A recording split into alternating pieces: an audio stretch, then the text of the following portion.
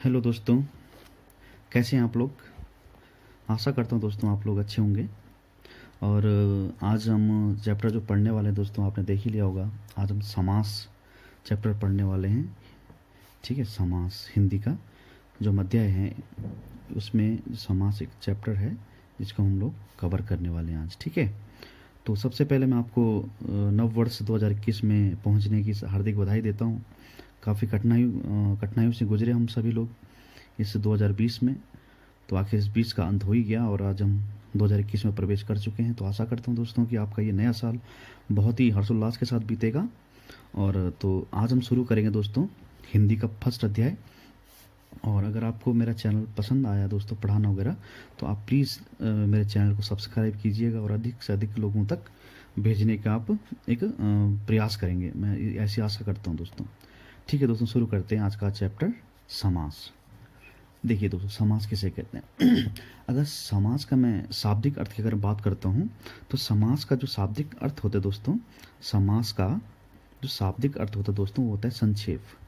वो क्या होता है? संक्षेप करना। ठीक है, संक्षेप मतलब किसी बड़े शब्द को, किसी बड़े वाक्य को छोटे से पद में आपको आपका बनाना, वही क्या कहलाता है? समास कहलाता है।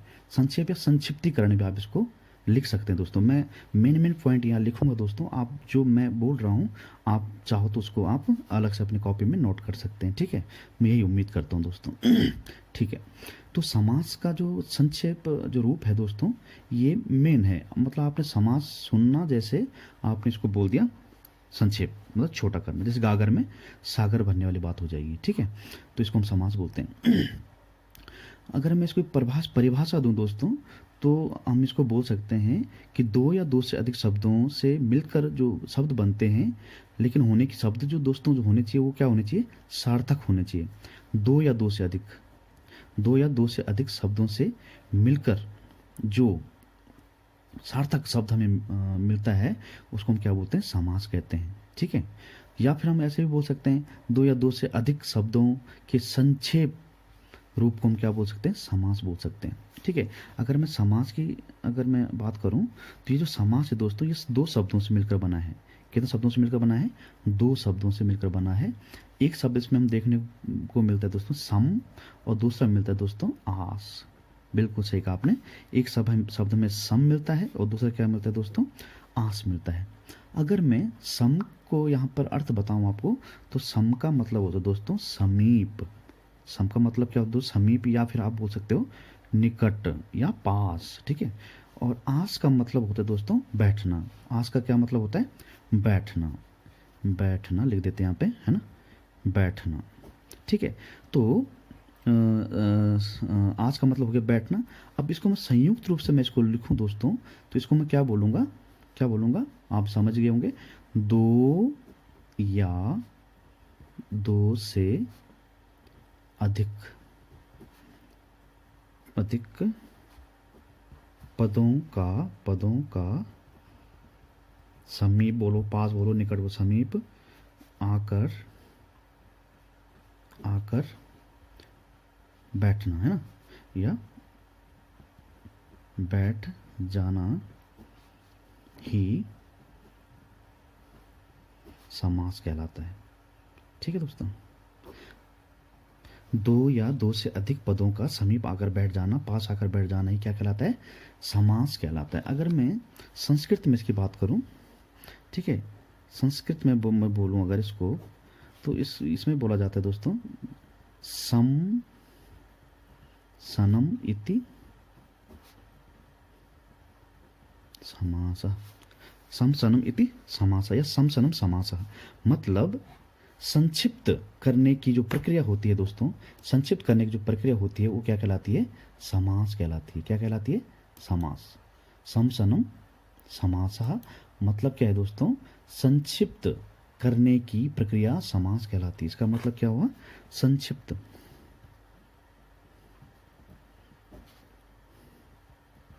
करने की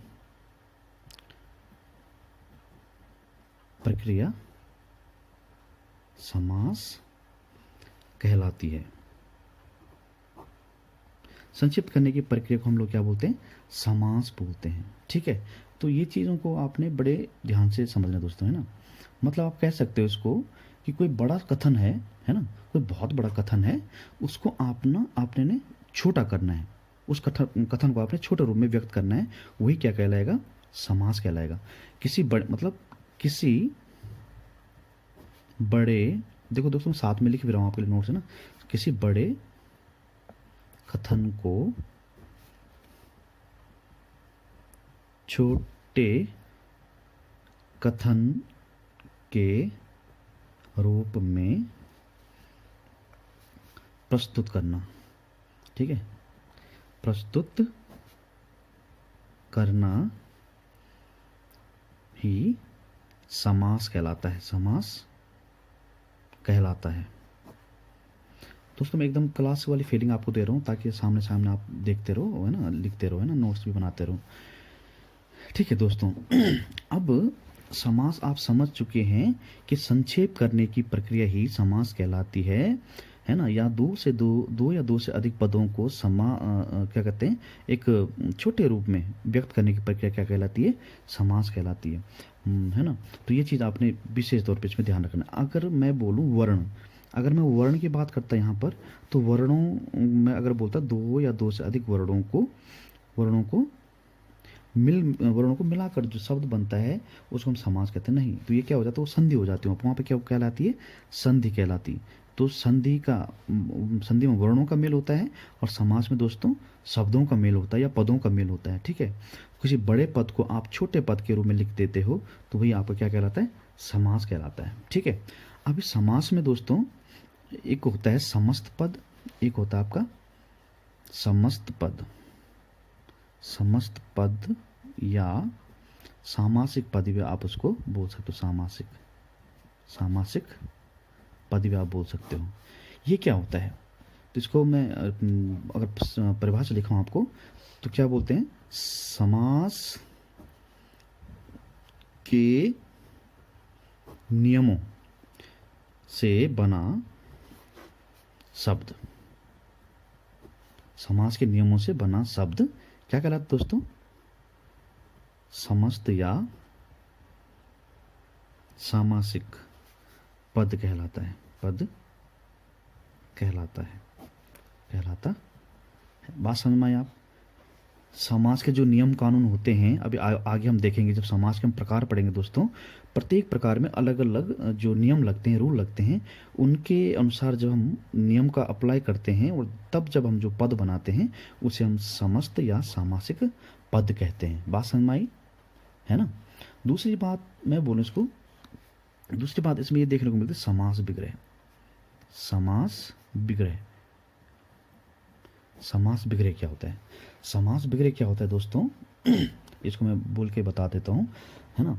समस्त पद के किसी भी शब्द को, या फिर मैं बोलूँ समस्त पद के सभी पदों को अलग अलग करने की प्रक्रिया, अलग अलग करने की जो प्रक्रिया होती है उसको हम क्या बोलते हैं, समास विग्रह बोलते हैं। उसको क्या बोलते हैं हम लोग, समास विग्रह कहते हैं। मैं अभी एग्जाम्पल दूंगा आपको, है ना, अभी मैं एग्जाम्पल दूंगा आपको। ठीक है, समास विग्रह क्या होता है, समस्त पद के, जो समस्त पद, ये वाला समस्त पद है, समस्त पद के सभी पदों को अलग अलग करने की जो प्रक्रिया होती है ना, उसे हम क्या बोलते हैं, समास विग्रह बोलते हैं। जैसे मैं बोलता हूँ यहाँ पर मैं लिखता हूँ समस्त पद बोलो दोस्तों, या सामासिक पद बोलो। ठीक है, यहाँ मैं लिख देता हूँ समास विग्रह, यहाँ मैं कर देता हूँ समास विग्रह। देखो समस्त पद है जैसे नीलकमल, नील कमल, ये क्या है, समस्त पद है। लेकिन अगर मैं इसको अलग अलग करूं, मतलब विभक्तियों का प्रयोग करूं, अगर मैं विभक्तियों का प्रयोग करूं इसमें, तो ये क्या हो जाएगी दोस्तों, नीली है जो गाय, नीली, आप सभी जानते हैं इसको, बहुत फेमस एग्जांपल है ये, नीली है जो गाय, उसको हम क्या बोलते हैं दोस्तों, नील गाय बोलते हैं। इसी तरह मैं बोलूं चौराहा, इसी तरह मैं बोलूं चौराहा, चौराहा, चार राहों का समूह, चार राहों का समूह। देखो चौराहा में जो अन्य जो आपको शब्द मिल रहे हैं, जैसे ये का समूह है, जो ये सब विभक्तियां कहलाती हैं, ठीक है। जब हम सामासिक पद की रचना करते हैं मेरे भाइयों और बहनों, तो इसमें जो कारक विभक्तियां होती, जो विभक्तियां होती हैं, इनका क्या हो जाता है, लोप हो जाता है। ये बात ध्यान रखना आप लोग। कभी प्रश्न आ जाता है कि निम्न में से किस में क्या कहते हैं, विभक्तियों का लोप हो जाता है, कारक विभक्तियों का लोप हो जाता है। तो किस में हो जाता है, समास में। समास में तो किस में होता है, सामासिक पद जब बनाते हैं हम लोग, तो सामासिक पद में किसी भी प्रकार की विभक्ति का प्रयोग नहीं किया जाता है, विभक्ति वहाँ पर हाइड हो जाती है, लोप हो जाती है। ये चीज़ आपने ध्यान रखनी है। बात समझ में आई आपको। दूसरी बात, समास की अगर हम बात करें दोस्तों, तो समास की अगर बात करें, समास में दो पद होते हैं। समास में क्या होते हैं दोस्तों, दो पद होते हैं। एक होता है दोस्तों प्रथम पद, जिसको आप पूर्व पद भी बोलते हैं, पूर्व पद। दूसरा होता है दोस्तों द्वितीय पद मतलब इसको आप उत्तर पद के नाम से भी जानते हैं, उत्तर पद के नाम से भी इसको आप जान सकते हैं। ठीक है, पूर्व पद या उत्तर पद। ठीक है, जैसे मैं बोलूं, एग्जाम्पल दूं आपको, राजपुत्र, जैसे मैं बोलूं यहाँ पर राजपुत्र, तो इसमें पूर्व पद कौन है, उत्तर पद कौन है। तो इसमें जो राज है ये दोस्तों पूर्व पद, और जो इसमें पुत्र है ये आपका उत्तर पद। समझ रहे हैं आप लोग। पूर्व पद मतलब प्रथम पद, ये कौन है, राज है, और उत्तर पद कौन है, पुत्र है। जैसे मैं बोलूं नीलकमल में कौन है, उत्तर पद आपका इसमें कौन है, कमल है, और प्रथम पद या पूर्व पद इसमें कौन है, नीलगाय। ठीक है, तो इन चीज़ों को आपने ध्यान रखना है। जैसे अगले पेज में हम चलते हैं दोस्तों। अगले पेज में हम देखें समास के प्रकार। समास कितने प्रकार के होते हैं, आप सभी लोग फटक से आपने दिमाग में आ गया होगा, कितने प्रकार के होते हैं मेरे भाइयों, 6 प्रकार के। तो एक एक प्रकार में यहाँ पे लिख देता हूँ ना। एक होता है दोस्तों आपका अव्ययी भाव समास। दूसरा हम देखते हैं यहाँ पे कौन सा, देखो दोस्तों क्रम का कोई इशू नहीं है, ठीक है, आगे पीछे कोई भी आप रख सकते हैं ना। दूसरा होता है तत्पुरुष समास। ठीक है, तीसरा हम माने इसको द्विगु समास। ठीक है, चौथा हमारे पास होता है दोस्तों द्वंद्व, बोल सकते हैं आप, द्वंद्व समास। ठीक है, चौथा हो गया। पांचवा आप बोल सकते हैं कर्मधारय समास। और जो अंतिम और छठा है जो दोस्तों, इसको आप बोल सकते हैं बहुब्रीहि समास। तो ये 6 प्रकार के समास होते हैं दोस्तों। इनके बारे में आज हम यहाँ पर चर्चा करने वाले हैं। बात समझ में आई आपको। जो ये 6 के 6 समास हैं, इनके बारे में हम लोग चर्चा करेंगे। आज तो दोस्तों कोई एक ही समास हो पाएगा, है ना। तो सबसे पहले हम किसके बारे में पढ़ेंगे, अव्ययी भाव समास के बारे में देखेंगे। ठीक है, तो अव्ययी भाव, देखो दोस्तों इन सभी 6 के 6 समासों में कोई ना कोई पद, बात समझ में, कोई ना कोई पद प्रधान होता है। प्रधान होने का मतलब क्या होता है दोस्तों, उसकी मतलब थोड़ा दबदबा होता है, मतलब उस समास में। बात समझ में आए आपके।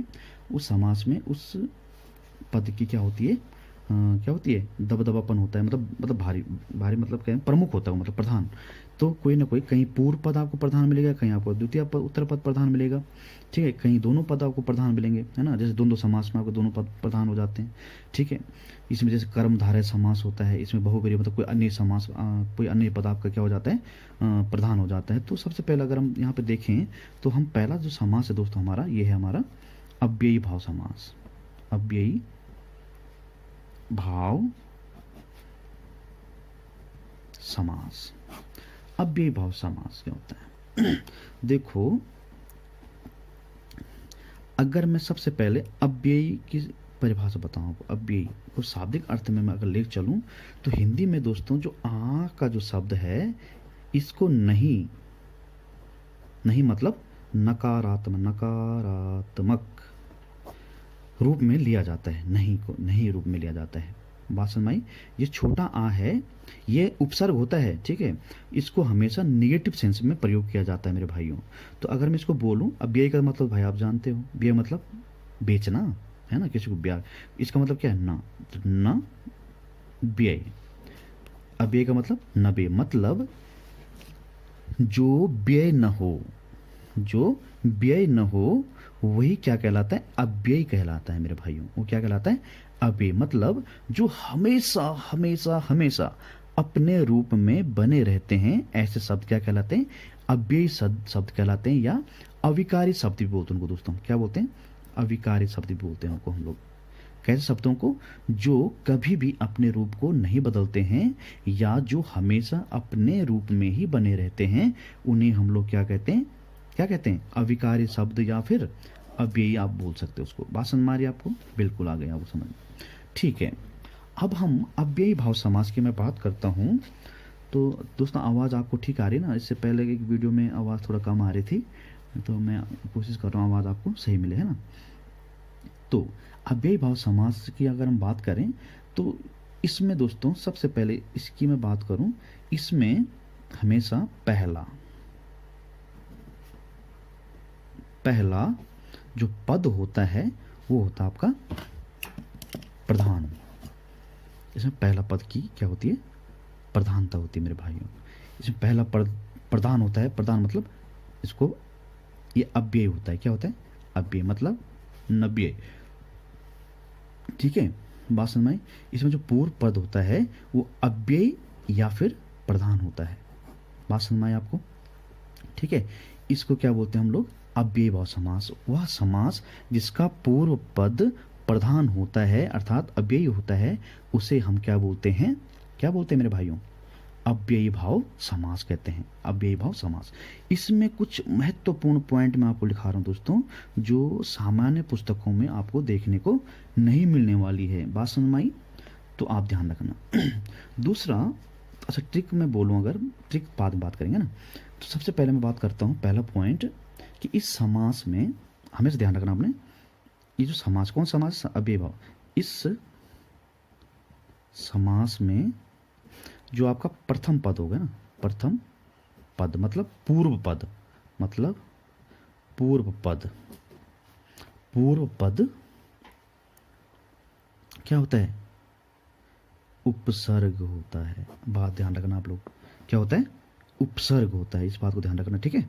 उपसर्ग या अव्यय होता है, ठीक है। अव्यय पूरा लिखना पड़ रहा है ना, होता है।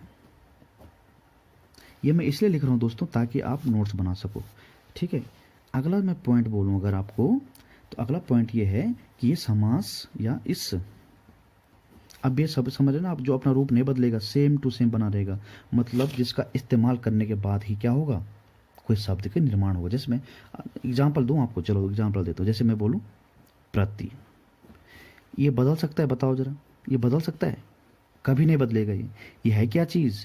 उपसर्ग है मेरे भाइयों।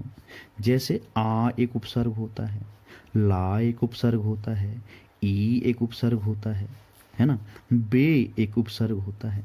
इस तरह के जो उपसर्ग आप देखते हैं, यही उपसर्ग इसमें क्या होते हैं? अव्ययी होते हैं। क्या होते हैं? अव्ययी होते हैं। तो हमने क्या बोला? वह, अच्छा इसकी परिभाषा मैं दूसरी रीति से दूं अगर, कि वह समास जिसका पूर्व पद उपसर्ग या अव्ययी होता है, अर्थात जिसका पूर्व पद प्रधान होता है, वह समास अव्ययी भाव समास कहलाता है। बात समझ में आ रही है आपको? क्या कहा मैंने? वह समास जिसका पूर्व पद या प्रथम पद उपसर्ग या अव्ययी होता है, अर्थात जिसका पूर्व पद कभी बदलता नहीं है। इस तरह से भी बोल सकते हैं आप, बदलता नहीं है, या पूर्व पद क्या होता है? प्रधान होता है। वही क्या कहलाता है? आपका अव्ययी भाव समास कहलाता है। इस चीज़ को आपने नोट करना है, कॉपी में लिख देना है, ठीक है, स्वर्णिम अक्षरों में, है ना। हाँ, तो पूर्व पद क्या होता है? उपसर्ग। जैसे प्रति उपसर्ग होगा, आ उपसर्ग होगा, ला उपसर्ग होगा, ई उपसर्ग होगा। अच्छा, जब प्रति उपसर्ग की मैं बात कर रहा था, तो प्रति उपसर्ग के बदले कभी नहीं बदले, प्रति का प्रति रहेगा भाई। इसमें कुछ और जोड़ दूँ मैं, जैसे प्रति और दिन जोड़ दूँ तो क्या हो जाएगा मेरे भाई? प्रतिदिन। प्रति के साथ में बल जोड़ दूंगा तो क्या हो जाएगा, प्रतिबल। प्रति के साथ में एक जोड़ दूंगा, अगर मैं प्रति के साथ में एक जोड़ दूंगा मेरे भाइयों तो क्या बन जाएगा, प्रत्येक, जिसको बोलते हैं हर एक, जिसको हम क्या बोलेंगे, हर एक, जिसका अर्थ क्या है, हर एक, मतलब जिसका बिगड़े क्या है, हर एक, है ना। तो ये चीज़ आपने, जैसे आप से आ जानो बाहु, ला इलाज, ईमान, ईमान रहित, बेईमान, है ना, बेइज्जत, इस तरह की बात करता हूँ। तो अभी देखो दोस्तों, ये जो समास है ये जड़मत सुजान करेगा हमारी, मतलब कहने का क्या है, ये एकदम हमें बुनियादी तौर से आपको एकदम परिपक्व बनाने का कोशिश करेगा। ये जो समास है, मैं जो नोट्स आपको दे रहा हूँ उसको आप, ये पॉइंट यहाँ से नहीं, अब यहाँ से लिखना पड़ेगा मेरे को, है ना।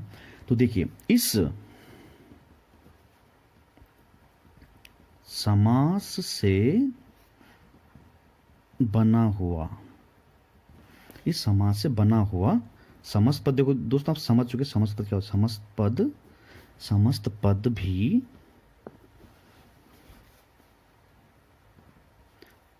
अव्ययी शब्द होता है, या माना जाता है, या फिर माना जाता है, ये भी लिख सकते हैं, है ना।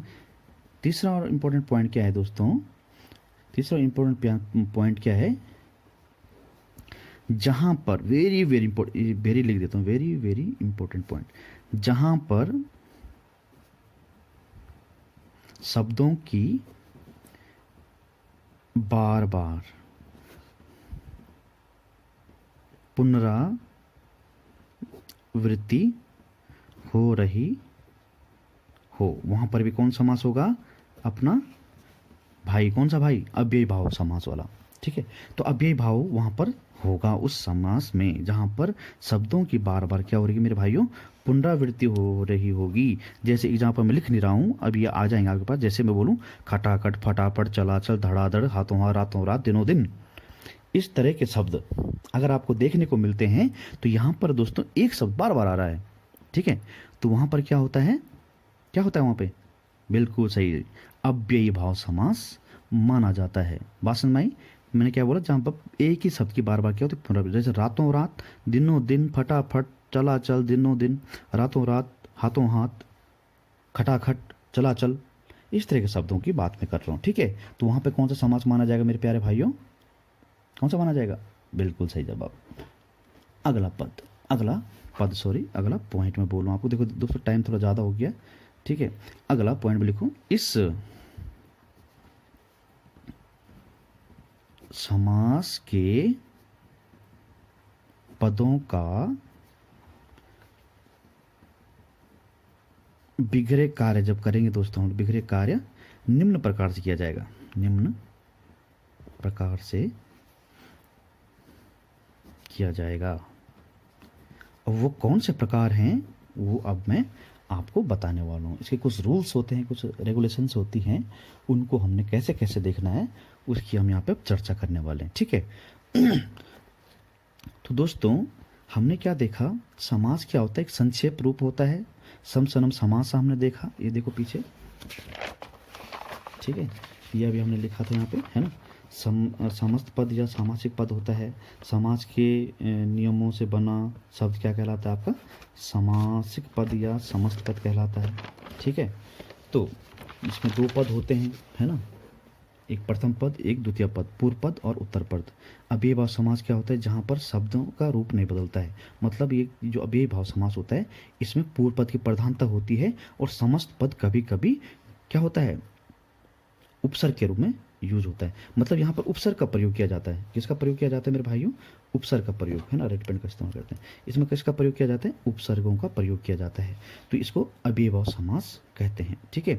और समास जो इसमें जो समास से बना जो पद होता है ना, समस्त पद होता है ना, तो उसमें क्या होता है, क्या होता है उसमें, अव्ययी भाव शब्द की तरह काम करता है, ठीक है। अव्ययी भाव समास उसको माना जाता है, उसके सामासिक पद को आप क्या मान लेते हो, अव्यय मान लेते हो, अव्यय जो जिसका व्यय न हो, जिसका क्षरण न हो, है ना, क्षरण न हो। तो आज टाइम ज़्यादा होने के कारण दोस्तों मैं यहीं पे रोक रहा हूँ इस वीडियो को। नेक्स्ट वीडियो में पार्ट टू में आपको मैं अव्ययी भाव समास। देखो दोस्तों, मैं ऐसा पढ़ाऊँगा आपको कि आपने, मैं आशा करता हूँ कि आपने ऐसा कभी पढ़ा ही नहीं होगा, ठीक है। जो मैं एग्जाम्पल आपको दूंगा, वो एग्जाम्पल भी और उस तरीके को भी आप हमेशा याद रखोगे, और कभी भी, मैं वादा करता हूँ, जेपी वादा करेगा, आप करता है आपसे, कि आप कभी भी इस समास को नहीं भूल पाओगे। इस समास को क्या, जितने भी समास में पढ़ाऊंगा पूरे के 6 वो आप कभी नहीं भूल पाओगे, और एक बार रटने से, एक बार मेरे पढ़ाने से आपको पूरा समझ में आ जाएगा, ठीक है। तो इसलिए धैर्य बनाए रखें और अधिक से अधिक लोगों तक इसको पहुँचाने का कार्य करेंगे, ठीक है दोस्तों। ठीक है, मैं आज यहीं पर रखता हूँ इसको। धन्यवाद दोस्तों, थैंक यू सो मच।